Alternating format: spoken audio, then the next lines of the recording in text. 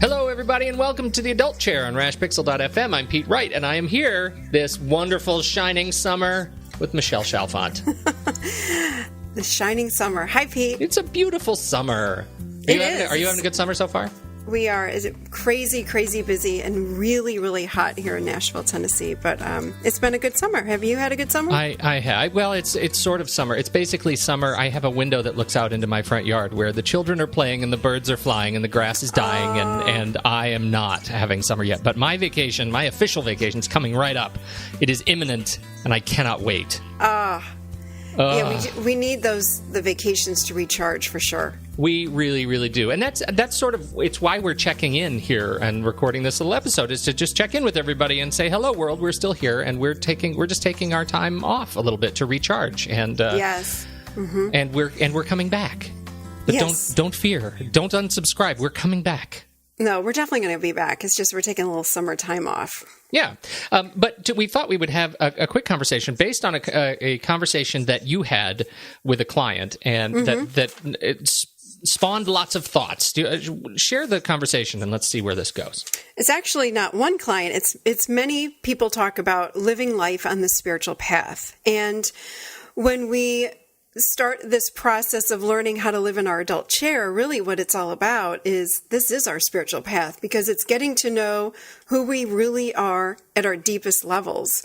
And it brings up all kinds of things. And I've had people asking me like, wow, my life is really changing and I didn't know, and I thought it was going to be easy, and where's all the happiness, and where's this? And I'm like, that's not exactly the spiritual path. In fact, it can be kind of tough. Well, that's a good question, because nowhere in the contract, the I am now going to be on my spiritual path contract, is the word easy, if I'm correct in my reading of it.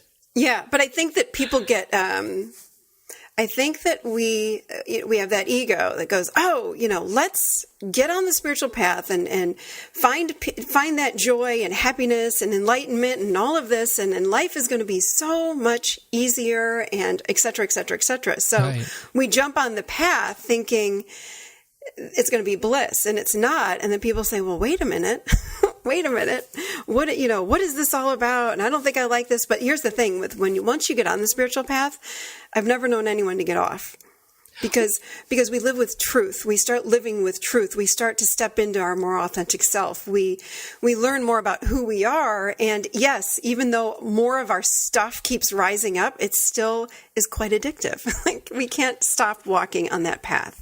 Well, and I think it goes to sort of, well, any path, whether it's for me, we've talked about weight loss before. It's the health path, right? It's the same as sort of the emotional and spiritual path is the same as the physical sort of spiritual path. It's this idea that it is hard work, and you're making little changes every day that impact the way you live your life, and the outcome and the day-to-day comfort in discomfort. Our ability to understand what is, what's happening to us in a more, as you say, living in our truth, in this sort of more true fashion, I think is what becomes the addictive part, right? The part where we're living to our own truth, and we're seeing the little results every day. It's not like we're waking up and are just suddenly overnight in a state of bliss. Exactly. And I often let my clients know that if I had that magic pill, I'd be selling them, because it'd be so great to just take a pill and be like, poof, I'm enlightened and I'm conscious and I'm at the end of my path, and life is easy and life is wonderful. And it's not like that. And, the old saying that life is a journey, we all read that and everyone knows that, but it really is a journey. Every single day, new experiences come up for us. We have we have opportunities every single day to handle our experiences in a new way, or a more enlightened way, or a more spiritual way, or a more loving way. And it's just an ongoing journey. And we will live like this until the day that we die. But we have that choice of, do I want to fall in the drama? Or do I want to look at this in a new way? And that's that spiritual path. It's like when we're on the spiritual path, we tend to look at things in a new way. The biggest thing... Yeah, that was what I was going to say. That's the big question, right? How do you help your clients, the people that you work with, adjust to the fact that this is not a blissful awakening, that it is a blissful journey, and sort of to adjust to this new, I guess, belief system?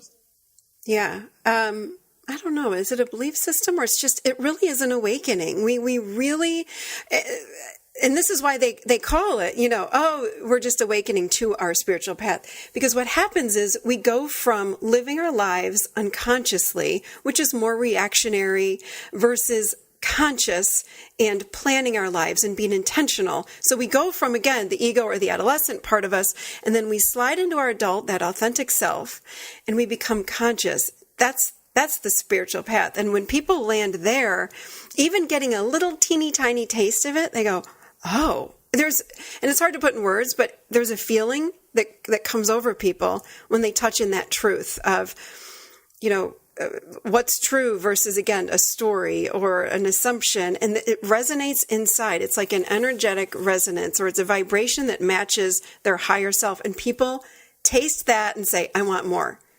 I want more of that. Mm-hmm. Mm-hmm. Well, and that gets to my question, which was, and I guess I misspoke. It's the fact that it's a process, not an event. Yeah, definitely. For sure. It's because it's that journey. It's a process. And right. People, I may say, one client I had, remember a few years ago, and I said, she had all these throat issues. She kept having throat issues. And I said, I think you've got something going on with your fifth chakra. So a chakra is, we have 7 main chakras, and I started explaining that to her, and she'd never heard of such a thing. But when I explained what the chakra was, and that the 5th chakra in the throat is all about speaking our truth, and if we're not speaking our truth and setting healthy boundaries for ourselves, that chakra starts to close down, and then physical manifestations can occur around that area or in the mouth. Well, lo and behold, this girl had all these teeth problems. She had throat issues. She chronically was like clearing her throat. So it made so much sense to her. And she says, I've dealt with this my whole life, or since, her adult life. And so we worked on speaking up for herself, and all the throat issues went away, and then she was hooked. That was it. She says, I don't know what those chakra things are, but I want to learn more. So that's her jumping on that path. I don't even know. I went way off subject. No, I'm glad you did. That's that's perfect. I think that's a perfect description of how you kind of, you ramble and then ramble back onto the path. Yeah. And even showing people chairs. When I show people, okay, this is what your inner child is about. This is what that adolescent part is about. And this is what the adult is all about. Your healthy adult. This is what it looks like to sit there. People, when it's in person, their eyes light up and they go, oh my God, like this makes so much sense to me. And then boom, they've been bitten by that spiritual bug again. Yeah, there you go. But what happens is there's an excitement because they recognize, again, on that energetic level, there's like a recognition of truth. I don't have to sell them on anything. It's just truth. Whether I'm standing in China or wherever, we can talk about this kind of thing, and it makes it a universal truth. And it speaks to them on a very, very deep level. So they're bitten by that bug. And then they start this process of, okay, I'm going to learn how to set boundaries. I'm going to start becoming more aware. We also, when we're on this path, we take responsibility for our stuff. So if I'm a drama queen, I need to accept and own, you know what? I think I've been a drama queen. I had no idea. Again, we don't know what we're doing when we're unconscious, but when we slowly become more conscious and recognize, for me, I was like, oh my God, I'm so codependent. I had no idea. I started working on that and I started catching that. It was not pleasant, but it wasn't ultra painful either. It was having an awareness of it and staying out of the beating up on myself and just recognizing it and moving on and recognize it, moving on. But it often wasn't easy. That's for sure. This is what, go ahead. That gets to a bigger question for me is how you help guide people back onto the path, because you're right. Like there is this sense of the awakening that, oh, I have a taste of this and I want it. I feel like I'm getting the hang of it. And then what happens when I am faced with something that I can't understand and can't rationalize, a challenge that where I sort of rebound into old ways of living and how do you what does that happen in your work with folks, or is it more of a just sort of consistent, hey, I'm here and I'm moving in this new direction, I'm done, I'm done being challenged? Certainly, and I call it that we sit down on our path sometimes. Oh, I like that. I really like that. It's not that we're off the path, because we can't forget what we've learned. It's like once we learn what truth is. And again, there's a resonance to it. It just resonates with us at this very deep level. But sometimes the path gets kind of challenging because we're waking up to all of these things that we used to numb out on. So I say, sometimes people go, I just don't want to do this. And okay. And I say, fine, I've been there. I've certainly laid down on my path. I'm like, I'm done. This is too hard. You're throwing too many things at me, God, universe, whatever you want to call it. But I'm like, I'm done. But then, of course, I come back. I always come back. But I had a client or somebody emailed me about a month ago, and they said, I have been working these chairs and I love them so much, but it just seems like there's so much going on and life is hard right now. And it's one thing after the next is being slung at me, and I'm sitting in a bunch of crap and I don't know what to do. And I thought this was going to be easier. And my response was, life on the spiritual path, when we're really working hard on ourselves, doesn't mean that life gets easier. Well, in a way it does, but what I said was, it's about learning how to recognize the pile of crap and sitting in it and finding peace within it versus wiping it away. Because life is hard. Life doesn't change. When we're on our spiritual path or we're sitting in the adult chair, life does not change, but the way that we approach life changes. Mm-hmm. Does that make sense? Yeah, it does. So I don't fall victim to it anymore. It's like I have shit going on, but I can sit in the middle of it and go, okay, here it is. And I accept it. And I look at it in a new way. For example, we have a puppy. We just got a puppy. I could sit and fall into this drama place, which is my adolescent. That ego could tell you stories right now and how difficult it is and yada, yada, yada. But it's like when I'm on my spiritual path and I'm in this higher place, this healthy adult place, I stay out of the weeds. I don't get caught in all the bullshit. It's like we have a puppy. That's a fact. It's tough. That's a fact too. And it will be over sooner than later. It's temporary. So for right now, it's kind of hard. And in the meantime, puppy, right? Yeah. Puppy. Yes. They're yes. adorable. And then he's adorable crazy and funny. Right. Yeah. But the old Michelle, I can tell you this, would have built up, oh my God, he cries. I can't, it's this whole drama and this, oh my God, it's awful. And it's so hard and we're up at night and, it's like, right. That's the unconscious me. The conscious me is like, yep, it's hard. It's very fact-based and truth-based, which is the adult chair. It's like, it's fact, it's tough. He's adorable as hell, for sure. But at the same time, it's kind of tough right now. And that's okay. But I'm not building a drama about it. And you're not sitting down on your path. You're not bringing a lounge chair to your path to just hang out and wallow in misery. Right. Right.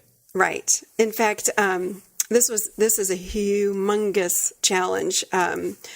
A woman that I know in another state just lost her husband and niece in a terrible boating accident over the 4th of July weekend. It was awful. And she's been posting on Facebook. And today she posted something that said, something about life or our thoughts being choices. And I commented on it and I said, you're so right. That's the most authentic place to be. That's the most conscious place, is when we live life with thoughts that we're choosing versus, again, falling into that, oh my God, this poor, and I'm not saying that hasn't gone there because I can't even imagine, but I was so amazed. And she's a very, very, very spiritual person and a teacher doing a lot of this work like I am. But I was blown away that after just a week or so, she's already posting things about, everything is a choice. Even our thoughts are a choice. And it was amazing. But that's the spiritual path. It doesn't mean devastating things aren't going to happen, but it's how do we handle them? Yeah, yeah. How we handle them is what we have to become. When we're conscious, we become very aware of our thoughts and we pick and choose them wisely. We don't let them run wild. And when we're unconscious, they just run wild. And that's where the drama happens. And that's where all the stories happen. And that's where then we start going into depression or anxiety. I was somebody that used to have, and I look back on my life in my 20s, definitely without a doubt, especially when I've asked people, like, have I changed? They're like, oh my God, don't you remember your moods were up? And I'm like, oh yeah. But I don't live in those stories and assumptions all the time like I used to. And when we go there in the drama is when our moods go up and down and the anxiety and the depression and oh my God. And when we cut that out, and again, I call it like getting out of the weeds and live very much with what's in front of me right now in this moment and not building a story around it, that's where we find the peace. And the spiritual path for me is all about finding peace no matter what. Even when something's really awful going on or tough, how can I find peace in my mind about it? Not even happiness, but just peace. So I'm not suffering. That's the lesson right there for me. That is the lesson right there. That being on the spiritual path is not a ticket to happiness. It is a ticket to peace. Absolutely. I love it. And the only way to find that peace is, again, it's the thought. Like, it all begins in the thoughts. Mm-hmm. So what are you saying to yourself about X, Y, or Z? You know, pick anything out. It's like, we can see it from drama or a victim or codependent or whatever. I'm a rescuer, or my life is awful, or we just go, they're the facts. They're the facts. And again, it's not that I want to be clear. It's not about numbing out on our feelings. In fact, it's quite the opposite. On the spiritual path, we learn to feel all of our feelings and not numb them down. And that's why it's hard too, because who doesn't eat or drink or gamble or shop or do all of these things to avoid feeling anything that doesn't feel positive? But on this path, we stop doing that. We allow the feelings to come through. Right.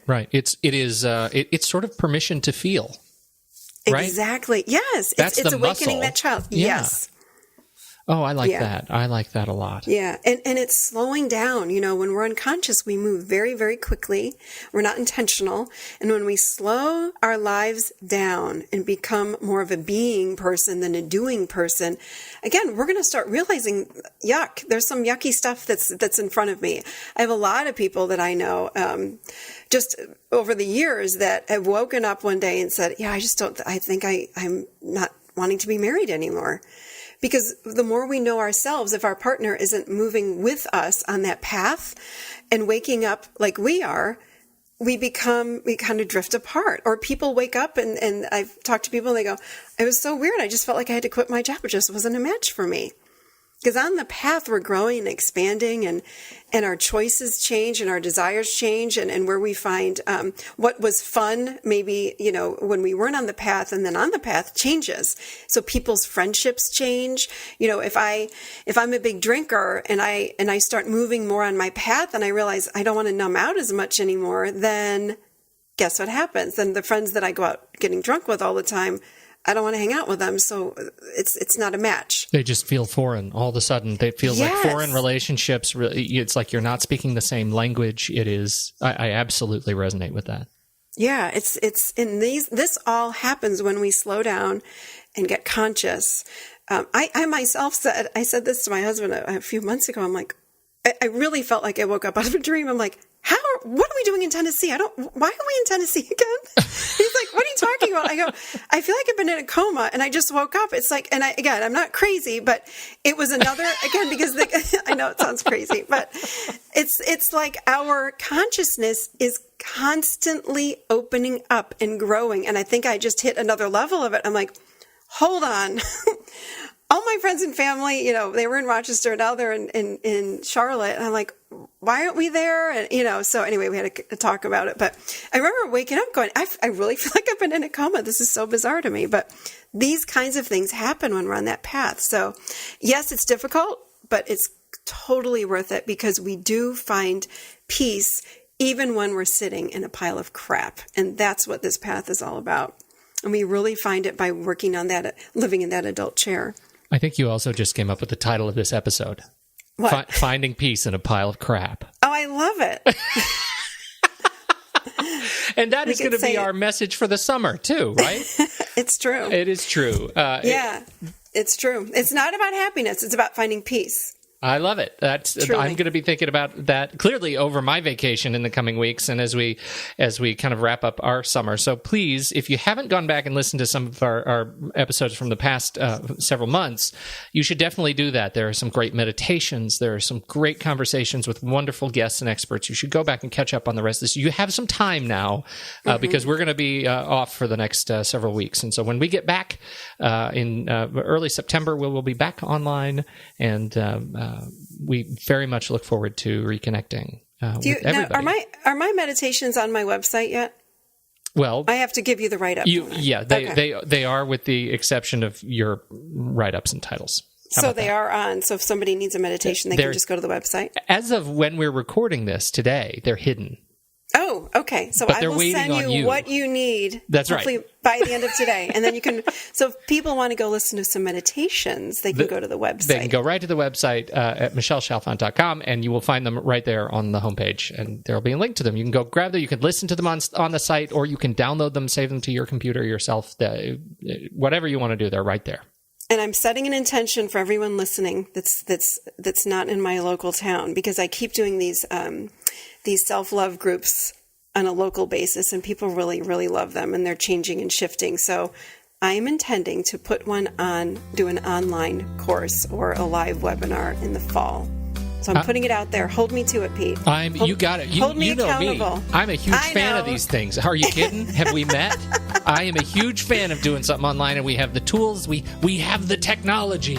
Yes, we do. can build it. So I absolutely will hold you accountable to that, and we want to get some folks to experience some of this from outside of the local Tennessee area. So that's another one. That's really important. Okay. Glad you said that. Yes. I think that's it. I think that's all we've got. So, I think we're good. In peace, everybody. Find your peace in a pile of crap. Thank you so much for joining us. And we'll catch you early September. But until then, go catch up with the meditations and the podcasts. On behalf of Michelle Chalfant, I'm Pete Wright. And thanks for joining us in the Adult Chair.